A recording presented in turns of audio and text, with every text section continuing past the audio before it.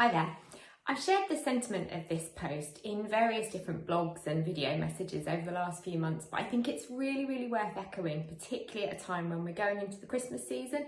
And I know everybody starts thinking more about the types of food that are available over the Christmas period.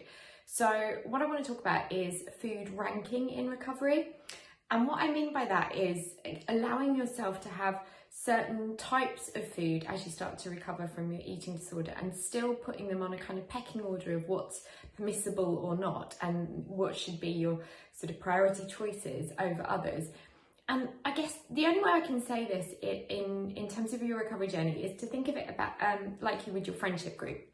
So your friends are your friends for a reason, and they all have different qualities, and you have them in your life for different purposes.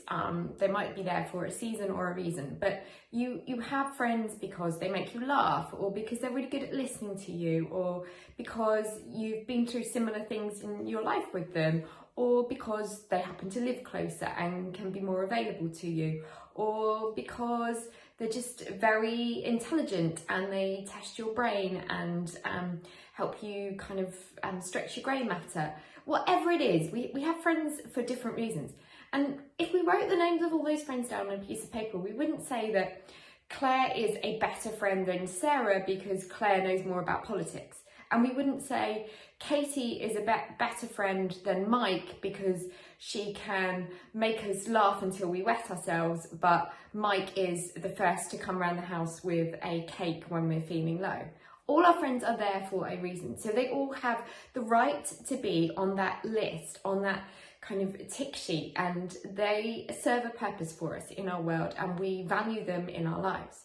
So let me bring you all the way back to the topic of food and prioritization of food. Food equally does not need to be on a pecking order when we come to thinking about where it sits for our recovery. So as you go into the festive season, you shouldn't be looking at your list of what are your right or wrong recovery foods and thinking, oh, but of course, I shouldn't have chocolate on that list or crisps on that list because it's a carbohydrate and because it's what I've previously labelled to be naughty food or bad food. What you should be looking at is, after a period of restriction and a period of suffering of an eating disorder, any food is good food. Any food has a nutritional content to it.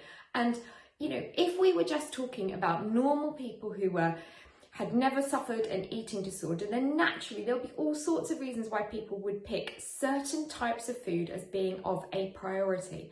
But I really want you to get into your head during this busy festive season and a period where you really ought to be trying to suck any element of joy that you can in this period of a pandemic, is do not kind of prioritise healthy or good foods over others that actually could bring you joy, make you feel nourished, make you feel comforted, make you feel happy. Chocolate, crisps, pretzels, pieces of cake, those things that are associated with the season, they are the ones that right now will bring you great joy, but will bring you that calorie dense nutritional value which you really need in recovery. The very worst thing that you could be doing right now is saying, oh well, I will eat a bit more of this Christmas because I'm trying to recover, but I won't have this and I won't have that. That's just like saying I'm going to knock certain friends off my list. It's really important that now of all times, embrace this season and allow all things to be in your diet. They serve a purpose. You are trying to get well. You have spent many years of restriction. Serve your body, serve your mind. Allow yourself to have a full repertoire of foods this festive season. Okay, I hope that helps. All right, let me know what you think. Take care.